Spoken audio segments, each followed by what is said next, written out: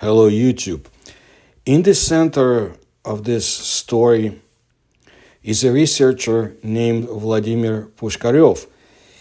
Although he's not the most widely known expert in the field of Russian cryptozoology, his personal experience is of considerable interest.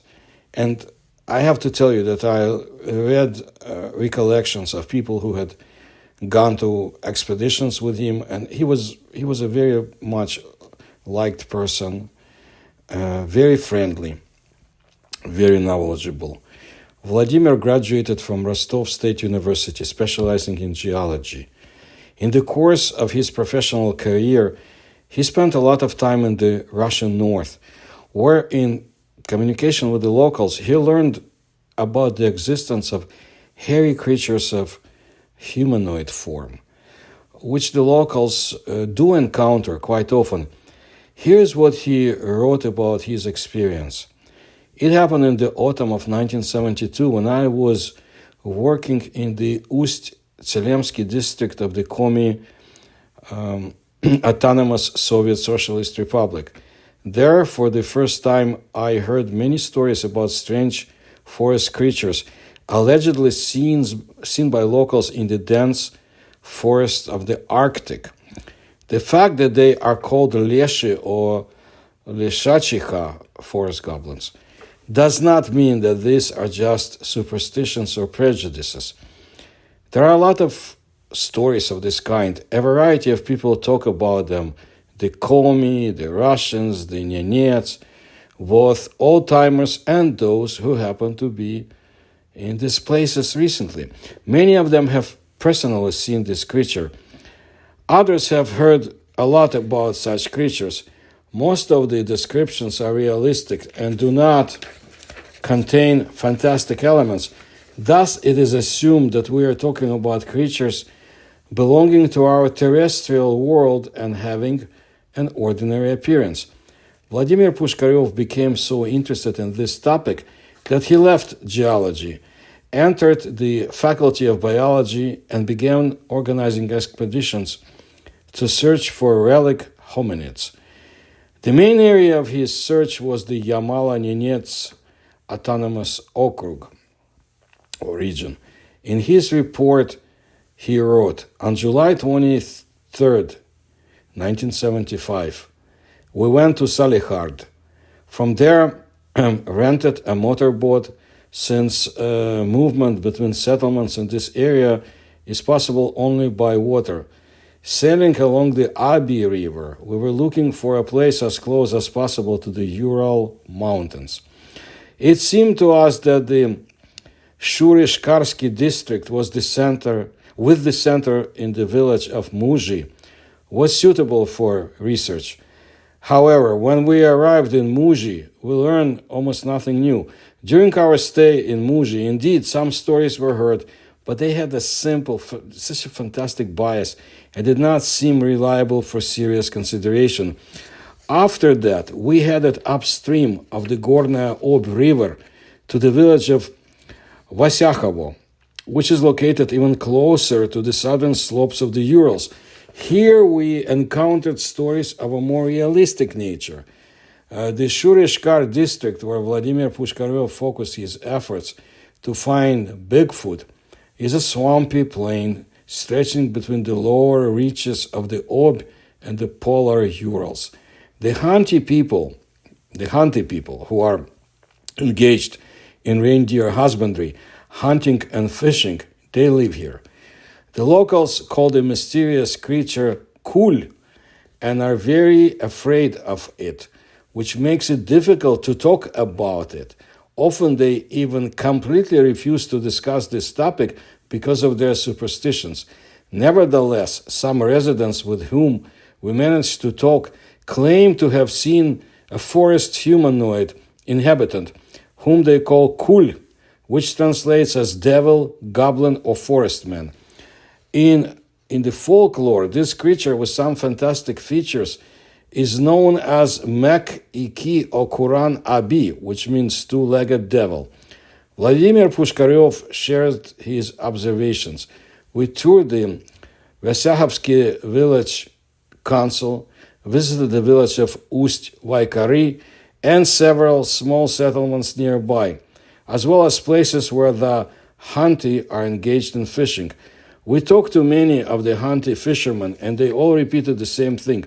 According to them, a mysterious creature lives in the local forests, which some call a devil, some call a wild man, and others call a giant. Since the average height of the Hanti ranges from 150 to 160 centimeters, the creature, about 2 meters high, seems to them to be a giant, given the height difference among humans usually does not exceed 10 centimeters, but here it reaches 40. Here are a few stories that we managed to record. The story of one of the eyewitnesses, Buligin from Ust-Tselma, who recalled, in 1918 or 1920, when I was about 12 years old, we mowed hay on Tsilma, 10 kilometers from the village. There the river widens and forms flooded meadows, which we call lower. That day when we were mowing the grass, we had a hut on the other side of the river, where we stayed during the work. 2 adults and several teenagers were there with me. We were busy haystacking at a distance of about 300 meters from the riverbank. It was noon when it was hot. Suddenly, opposite us, on the other side of the river, 2 strange figures appeared, one small and black, the other unusually tall, over 2 meters tall, gray-white in color. Both figures resembled people, but at the same time, they were clearly not them. We realized this immediately.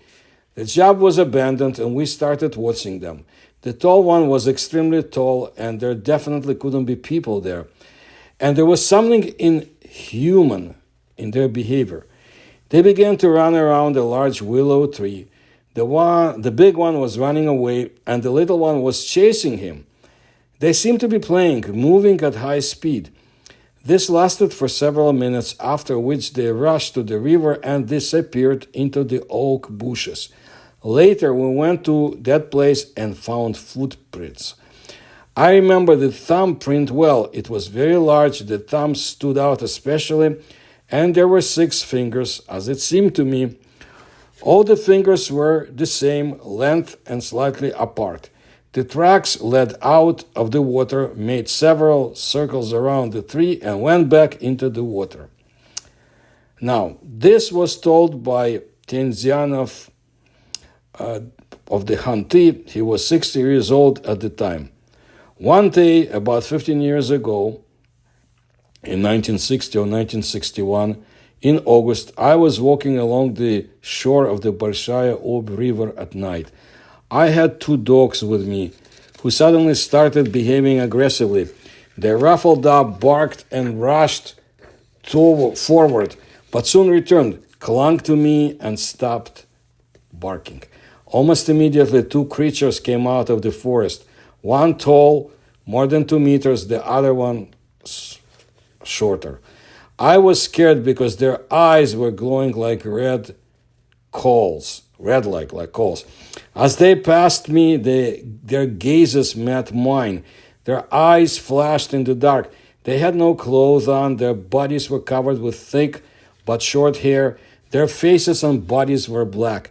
The faces resembled human ones, but with strongly elongated features, similar to those of a dog. The creature's arms were longer than the human ones. Their gait was unusual, not human. They waved their arms strangely and slightly twisted their legs when walking. When the creatures passed by, the dogs howled and screamed and rushed into the village. That's when I saw them. And here's another story told by Ivan Pavlovich Selvy from the settlement of Ust-Vaikari. In his childhood, according to him, there were many more Khul.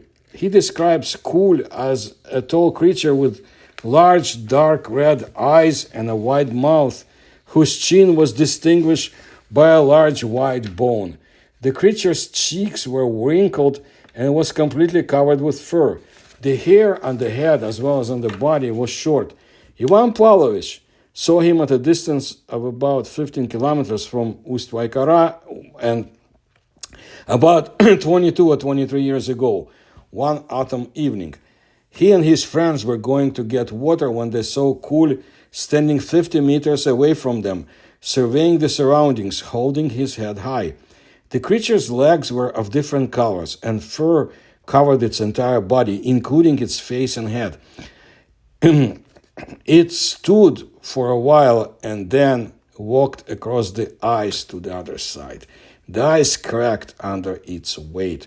Kul's height exceeded 2 meters. Its legs were thick, its feet were wide and large. It walked with its head high and his arms wide apart.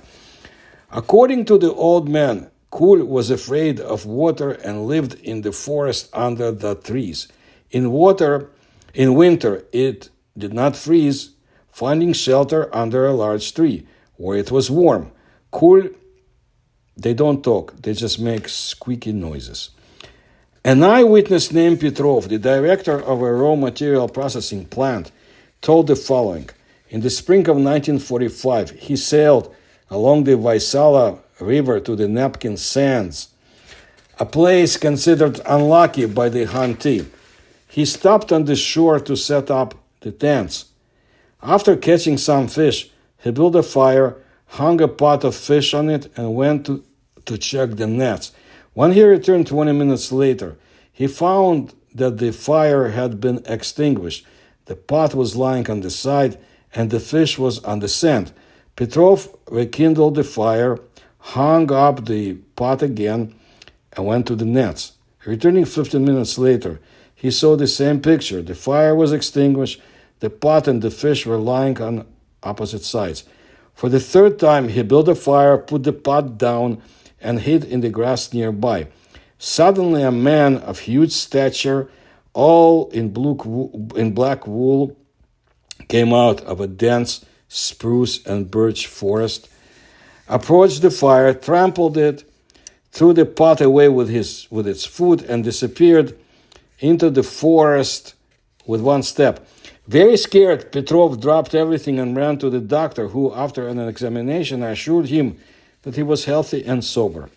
In 1977, Petrov presented a report at a seminar on relic hominid issues, urging all scientists and researchers involved in this topic to accumulate any data about this creature, even those that might seem too fantastic, resemble folklore or simple inventions. From my point of view, wrote Pushkarev, this approach is extremely productive in the context of scientific research. Even if relict hominids turned out to be a myth, this method allows you to preserve the folk oral heritage, myths, legends, tales, and demonological representations of forest dwellers that might otherwise disappear. Vladimir Pushkarev organized many expeditions to the Shuri-Shkarsky district, where, according to him, was the richest in evidence that can convince. He also visited the Nadim district and even the central Tian Shan mountains. He recorded many witness accounts, some of which sounded very plausible and others were clearly fantastic and fabulous. But they were all recorded in his notes. And so we come to the most mysterious and unusual events. In 1978, Vladimir Pushkarev received the news that the creature, the object of his search, was often spotted in a certain area, and he was promised that a meeting would be arranged with it. To take advantage of this chance, he had to immediately stop all current activities and go on an expedition, which he did without hesitation. This mysterious notification sent him to the area of Lake Yarato, located in the basin of the Khulga River.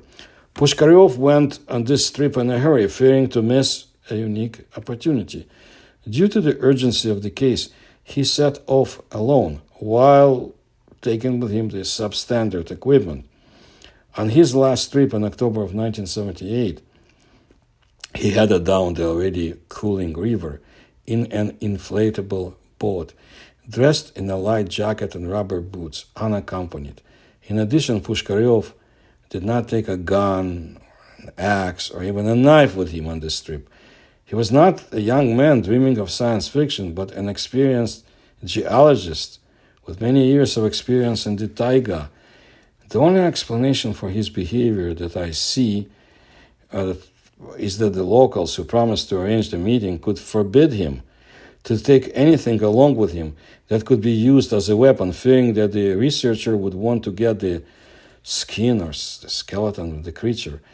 It is also known about the case of Mirazinsky, who tried to shoot an abominable snowman, and what happened. In any case, Vladimir Pushkarev did not return from this expedition, or rather disappeared without a trace. At different times, his rubber boat, tent, and sleeping bag were found in 3 different places on the Khulga River. A burnt pack of salt and a pair of socks were found in an old campfire. What caused the death of Vladimir Pushkarev? Was it madness, mysterious well-wishers, or an overturned boat, or a real encounter with the unknown? Unfortunately, we will not find the answer to this question. Well, the truth is impossible to find out because he simply disappeared and his belongings were found along the Khulga River, along with a couple of notes that did not clarify the circumstances of the incident. So after this, already later in the 1980s, the scientist's work was continued by Soviet engineer Oleg Sharov, who was with his wife on the Amguema River in Chukotka. The couple also heard stories from residents about an unusual creature with light fur, but this man happened to meet it while working. Then the weather was bad and the expert was descending from the hill, suddenly seeing before his eyes a huge abominable snowman with long limbs. He quickly sped away from the man and disappeared into the fog. Then the couple decided to check on the Mansi stories about the demons of the forest, but the people refused to talk about this topic, fearing to bring trouble there, or to the place where they were. Sharov only laughed at such superstitions and even sent a message to his colleague Sapunov that he would soon bring evidence of the existence of a hominid, because he was able to get in touch with it. Only instead of creating a sensation, the scientists had to stand at the funeral of a man whose heart suddenly stopped during a hike. After some time, the Muscovite expedition was overwhelmed by an avalanche that fell on them while they were looking for this creature. Residents had no doubt that it had unleashed its wrath on curious people, but experts believe that such trips should be thought out to the smallest details, because the mountains, along with the tundra and taiga, boreal forest, do not forgive a frivolous attitude towards nature. If you look at my videos on the Russian cryptozoology, you will find quite a number of them that I've placed in my channel through the years, describing such creatures throughout the remote areas of Russia. Plus, of course, I have other Eurasian places and even Yucatan, where I did some field work. It's a very interesting phenomenon, and I urge you to pursue it. I'll do my best to continue bringing you such stories and obscure research, almost unknown in the West. I want to thank you for your attention to my work, and if you can support my research, please do so through the links you will find in the description to this video, and I thank those who do. And please like my videos and subscribe to my channel. And stay tuned for more.